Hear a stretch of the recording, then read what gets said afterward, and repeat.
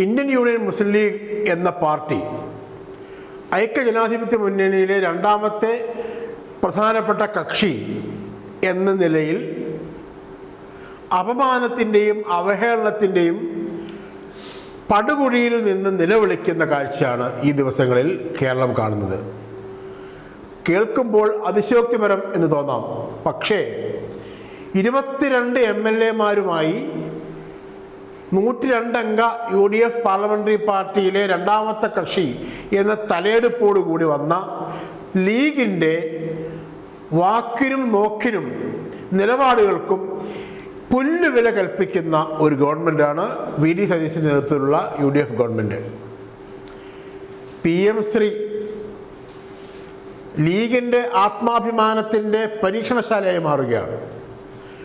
ലീഗിൻ്റെ അഭിമാനത്തിൻ്റെയും നിലപാടുകളുടെയും ഉരകല്ലായി മാറിയിരിക്കുകയാണ്. ഉന്നത വിദ്യാഭ്യാസ വകുപ്പ് ലീഗിന് ഒരക്ഷരം മിണ്ടാതെ ഉരിയാടാതെ കോൺഗ്രസിന് കൊടുക്കേണ്ടി വന്നു. അതിൽ കോൺഗ്രസിനും ലോക്ഭവനും ചില അജണ്ടകളുണ്ടായിരുന്നു എന്ന് ഇപ്പോൾ വെളിവായിക്കൊണ്ടിരിക്കുകയാണ്. എം ജി സർവകലാശാലയിൽ സംഘപരിവാർ സഹയാത്രികരെ താക്കോൽ സ്ഥാനങ്ങളിൽ വെച്ചതിനെക്കുറിച്ച് റോജി എം ജോൺ എന്ന് പറയുന്ന കോൺഗ്രസിൻ്റെ യുവനേതാവായ ഉന്നത വിദ്യാഭ്യാസ മന്ത്രി പറയുന്നത് അതിനൊന്നും കാര്യമില്ല, ഏറ്റുമുട്ടലില്ല എന്നാണ്. ആരുമായി? ഗവർണറുമായും ലോക്ഭവനുമായും ഏറ്റുമുട്ടലില്ല. ഇത് ഏറ്റുമുട്ടൽ എന്ന് പറയുന്നത് ഏതെങ്കിലും തരത്തിലുള്ള വ്യക്തിപരമായ സങ്കുചിത താല്പര്യങ്ങൾക്കാണോ? അല്ല, ആശയപരമായ ഏറ്റുമുട്ടൽ. കഴിഞ്ഞ 10 വർഷത്തിലേറെക്കാലവും കഴിഞ്ഞ 10 വർഷം 2 LDF സർക്കാരുകൾ ഭരിച്ച ആ 10 വർഷക്കാലത്തിൽ ഒരുപാട് സമയം LDF-നെ നയിക്കുന്ന CPM-ഉം മുഖ്യമന്ത്രിയും ഉന്നത വിദ്യാഭ്യാസ മന്ത്രിമാർ 2 പേരും മാറി വന്ന 2 ഗവർണർമാരുമായും ലോക്ഭവനുമായും അന്നത്തെ രാജ്ഭവനുമായും ഏറ്റുമുട്ടിയത്, ആ വാക്ക് ഉപയോഗിക്കുകയാണെങ്കിൽ ആശയപരമായിരുന്നു, വ്യക്തിപരമായ എന്തെങ്കിലും താല്പര്യങ്ങൾക്കല്ല. കാരണം സർവകലാശാലകളെ കാവ്യവൽക്കരിക്കാനും സംഘപരിവാർവൽക്കരിക്കാനും ഉള്ള ശ്രമങ്ങൾക്കെതിരായ നിലപാട്, അത് ആണ് ഏറ്റുമുട്ടലുണ്ടാക്കിയത്. റോജി എം ജോൺ അതിൽ നേരെ വിപരീത സ്റ്റാൻഡ് എടുക്കുന്നു. അത് നമ്മളിപ്പോൾ പറയാൻ കാര്യം, മുസ്ലിം ലീഗായിരുന്നു ഉന്നത വിദ്യാഭ്യാസ വകുപ്പിനെങ്കിൽ ഈ ഒരു കീഴടങ്ങൽ സാധ്യമാകില്ലായിരുന്നു. ലീഗ് തീരുമാനിച്ചാൽ പോലും സാധ്യമാകില്ല. എന്തുകൊണ്ടാണ്? ആശയപരമായി ലീഗിന് സംഘപരിവാർ രാഷ്ട്രീയത്തോട്, സംഘപരിവാറിൻ്റെ ഉന്നത വിദ്യാഭ്യാസ സ്ഥാപനങ്ങളെ വിഴുങ്ങാനുള്ള അജണ്ടയോട് ചെറുത്ത് നിന്നേ പറ്റും. അത് മുൻകൂട്ടി കണ്ടുകൊണ്ടാണ് ലീഗിൽ നിന്ന് ഉന്നത വിദ്യാഭ്യാസ വകുപ്പ് എടുത്ത്. ആലോചിച്ച് നോക്കൂ, ഷംസുദ്ദീന് പൊതുവിദ്യാഭ്യാസ വകുപ്പ് കൊടുത്തു. സ്വാഭാവികമായും അതേ പാർട്ടിക്ക് തന്നെ ഉന്നത വിദ്യാഭ്യാസ വകുപ്പ് കൊടുക്കുന്നത് ഒരു സ്വാഭാവിക കീഴ്വഴക്കമാണ്. അതാണ് സൗകര്യം. ഉന്നത വിദ്യാഭ്യാസവും പൊതുവിദ്യാഭ്യാസവും 2 വകുപ്പുകളാണെങ്കിലും പല സന്ദർഭങ്ങളിലും പരസ്പരം ബന്ധപ്പെടേണ്ടി വരുന്ന, നേരത്തെ ഒന്നായിരുന്നു വിദ്യാഭ്യാസ വകുപ്പിൻ്റെ 2 പ്രധാനപ്പെട്ട ഭാഗങ്ങളാണ്. അപ്പോൾ ഉന്നത വിദ്യാഭ്യാസ വകുപ്പ് പോയി. PM ശ്രീയിൽ രക്ഷയില്ലാതെ തലവെച്ച് കൊടുത്തിട്ട് പിടയുകയാണ് ലീഗ്. ഒന്ന് ആലോചിച്ച് നോക്കൂ, മുസ്ലിം ലീഗ് കഴിഞ്ഞ 1.5 പതിറ്റാണ്ടായി UDF-ലെ രണ്ടാമത്തെ ഘടകകക്ഷി എന്ന നിലയ്ക്ക് എന്തൊക്കെ അപമാനങ്ങൾ സഹിക്കുന്നു. ചരിത്രത്തിൽ ലീഗ് അതിൻ്റെ ഏറ്റവും വലിയ പ്രതിസന്ധി കാലത്താണ് എന്ന് പറഞ്ഞാൽ ലീഗിന് 22 MLA-മാരെ ചൂണ്ടിക്കാട്ടി, ആദ്യമായി ഒരു വനിതാ MLA ഉണ്ടായതിൻ്റെ അഭിമാനമൊക്കെ ചൂണ്ടിക്കാട്ടി ലീഗ് നേതാക്കളും ലീഗ് അണികളും മേൽനടിച്ചേക്കാം, നമ്മളീ പറയുന്നതിനെ ചെറുത്തേക്കാം. പക്ഷേ യാഥാർത്ഥ്യം എന്താണ്? ലീഗ് യഥാർത്ഥത്തിൽ ഭരണം വേണോ സ്വന്തം അഭിമാനം വേണോ എന്ന ഒരു വലിയ ഡൈലമയിലാണ്, വലിയ സംഘർഷത്തിലാണ്. ഭരണം വേണോ അഭിമാനം വേണോ? അഭിമാനം വിറ്റ് ഭരണത്തിൽ തുടരണോ? ഭരണത്തിൽ തുടരാൻ വേണ്ടി അഭിമാനത്തിൽ കോംപ്രമൈസ് ചെയ്യണോ? ഈ ചോദ്യത്തിന്, ഈ $1 മില്യൺ ക്വസ്റ്റ്യന് കൃത്യമായ മറുപടി ഇല്ലാതെ ഉഴലുകയാണ് ലീഗ്. സുഹൃത്തുക്കളെ, അതാണ് അവസ്ഥ. ലീഗിൻ്റെ അവസ്ഥ, ലീഗിൻ്റെ ഈ ദുരവസ്ഥ 1957-ലെ 1ാം നിയമസഭയുടെ കാലത്ത് പോലും ഉണ്ടായിട്ടില്ല.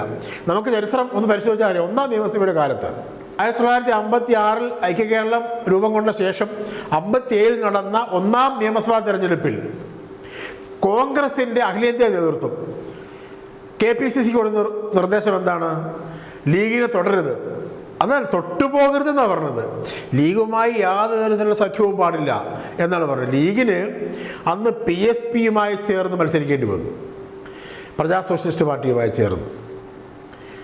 അങ്ങനെയാണ് കോൺഗ്രസ് വേറെ മത്സരിച്ചു, PSPയും ലീഗും ഒന്നിച്ച സഖ്യമായി, കമ്മ്യൂണിസ്റ്റ് പാർട്ടി ഒറ്റയ്ക്ക് മത്സരിച്ചു. കമ്മ്യൂണിസ്റ്റ് പാർട്ടി ചരിത്രപരമായ ഭരണം നേടി. അതൊരു ചരിത്രമാണ്. ആവടി കോൺഗ്രസ് എന്ന് വിഖ്യാതമായ AICCയുടെ ആവടിയിലെ സമ്മേളനം പറഞ്ഞതാണ് ലീഗിനെ തൊട്ടുപോകരുതെന്ന് പറഞ്ഞത്. അന്ന് പോലും ഉണ്ടാകാത്ത അപമാനമാണ്. പിന്നീട് ലീഗ് UDFിൻ്റെ, കോൺഗ്രസിൻ്റെ, അത് കഴിഞ്ഞ് ക്രമേണ 80കളിൽ UDF ഉണ്ടായപ്പോൾ UDFിൻ്റെ മേധാവിത്വത്തിൽ മുന്നിലേക്ക് വന്നു. കോൺഗ്രസിൽ തന്നെ ഒരു ഘട്ടത്തിൽ വിഴുങ്ങുന്ന അവസ്ഥയിലേക്ക് വന്നു. ലീഗും കോൺഗ്രസും തമ്മിലുള്ള MLA എണ്ണം ഇങ്ങനെ ഇഞ്ചോടിഞ്ചായി, അങ്ങനെയൊക്കെ ഉണ്ടായി. പക്ഷേ ആ ഘട്ടം കഴിഞ്ഞിരിക്കുന്നു. ഇപ്പോൾ ലീഗിൻ്റെ 22 MLAമാരില്ലെങ്കിലും കോൺഗ്രസിൻ്റെ 63-ഉം CMBയും RMBയും കേരള കോൺഗ്രസ് ജോസഫും കേരള കോൺഗ്രസ് ജേക്കബും പിന്നെ കുഞ്ഞികൃഷ്ണനും G സുധാകരനും TK ഗോവിന്ദനും എല്ലാവരും ചേരുമ്പോൾ UDFന് ഭരിക്കാം, ലീഗില്ലെങ്കിലും ഭരിക്കാം. അതാണ് അഹങ്കാരം. ലീഗില്ലെങ്കിൽ, നിങ്ങളില്ലെങ്കിൽ ഞങ്ങൾ ഭരിക്കും. ലീഗിന് വേറെ വഴിയുണ്ടോ? LDFിൻ്റെ കൂടെ പോകാമെന്ന് വിചാരിച്ചാൽ LDFന് 35 ഉള്ളൂ. ഈ 22 ചേർന്നാലും അവിടെ 72 ആവില്ല, കേവല ഭൂരിപക്ഷമാവില്ല. ഈ ഒരു സന്നിഗ്ധ അവസ്ഥയിൽ ലീഗിനെ അതിൻ്റെ ആത്മാഭിമാനത്തിൻ്റെ കടക്കൽ കത്തി വെച്ചുകൊണ്ട് കോൺഗ്രസ് വിലപേശുകയാണ്. ലീഗ് നിസ്സഹായരായി നോക്കി നിൽക്കുകയാണ്. ഒന്ന് ആലോചിച്ച് നോക്കൂ. 2019 രാഹുൽ ഗാന്ധി ആദ്യമായി വയനാട് ലോക്സഭാ മണ്ഡലത്തിൽ മത്സരിക്കാൻ വന്നത് മുതൽ ലീഗ് ഈ ഇഴയിലിഴയുകയല്ലേ. സ്വന്തം പച്ചക്കൊടി, അതായത് ലീഗ് പ്രവർത്തകരുടെ ആത്മാഭിമാനത്തിൻ്റെ പ്രതീകമായി അവർ ഉയർത്തി കാണിക്കുന്ന പച്ചക്കൊടി ലീഗിന് ഇപ്പോൾ ഉയർത്താൻ കഴിയില്ല. ദേശീയ തലത്തിൽ സംഘപരിവാർ അത് പാകിസ്ഥാൻ്റെ കൊടിയാണെന്ന് പ്രചരിപ്പിക്കും എന്ന് പറഞ്ഞ് കോൺഗ്രസ് എന്ത് ചെയ്തു? കൊടി വേണ്ട, ബലൂൺ മതി. ഒന്ന് ആലോചിച്ച് നോക്ക്. ലോക ചരിത്രത്തിൽ ഒരു പാർട്ടിക്കും ഉണ്ടാകാത്ത അപമാനമാണ് സ്വന്തം കൊടിക്ക് പകരം ആ നിറമുള്ള ബലൂൺ വീർപ്പിക്കുക. അത് മതിയെന്ന് അതുപോലും നിസ്സഹായരായി കോൺഗ്രസുമായുള്ള സഖ്യം നിലനിർത്താൻ വേണ്ടി സഹിക്കുന്നവരാണ് ലീഗ്. ആ ലീഗ് അതിൻ്റെ ചരിത്രത്തിലെ ഏറ്റവും വലിയ അപമാന ഭാരം കൊണ്ട് തല കുനിച്ച്, എന്നാൽ ഞങ്ങളുടെ തല കുനിഞ്ഞിട്ടല്ല എന്ന് വരുത്താൻ ശ്രമിച്ച് പിടയുന്ന അവസ്ഥയിലാണ് ഇന്നത്തെ UDFിൽ അവരുടെ ഇടം. അതാണ് അവരുടെ ഇടം. 102 അംഗ UDFിൽ 102 MLAമാരുമായി ചരിത്രത്തിൽ ആദ്യമായി ഭൂരിപക്ഷം നേടിയ UDFിൽ 22 MLAമാരുള്ള 5 മന്ത്രിമാരുള്ള ലീഗിന് നമ്മൾ ഇടയ്ക്ക് പറഞ്ഞ ആ ചോദ്യം നിർണായകമായി മാറിയിരിക്കുകയാണ്. ഭരണം വേണോ, സ്വന്തം അഭിമാനം വേണോ? വരും ദിവസങ്ങളിൽ, ഒരു മാസം പോലും ആയില്ല എന്ന് ആലോചിക്കണം. അപ്പോഴാണ് ഈ വലിയ പ്രതിസന്ധി. വരും ദിവസങ്ങളിൽ, വരും മാസങ്ങളിൽ, അടുത്ത 5 വർഷത്തിനുള്ളിൽ, അടുത്ത 5 വർഷം നിലനിൽക്കുമോ എന്നുള്ളത് കണ്ടറിയേണ്ട കാര്യമാണ്. കാണാൻ പോകുന്ന പൂരമാണ്. പക്ഷെ വരും ദിവസങ്ങളിൽ, വരും ആഴ്ചകളിൽ, വരും മാസങ്ങളിൽ ലീഗ് ഓരോ ഘട്ടത്തിലും അവരുടെ അഭിമാനത്തിൻ്റെ കടക്കൽ കോൺഗ്രസും കൂട്ടാളികളും സംഘപരിവാറിന് വേണ്ടി, അതാണ് അടിവരയിട്ട് പറയേണ്ട കാര്യം, സംഘപരിവാറിന് വേണ്ടി വയ്ക്കുന്ന കത്തിയുടെ മൂർച്ചയിൽ പിടയാൻ പോവുകയാണ്. ലീഗ് ആത്മാഭിമാനമില്ലാത്ത ഒരു കൂട്ടം ആളുകളുടെ കൂട്ടമായി മാറുകയാണോ എന്ന വേവലാതിയിലേക്ക് സാധാരണ ലീഗ് പ്രവർത്തകൻ എടുത്തെറിയപ്പെടാൻ പോവുകയാണ്.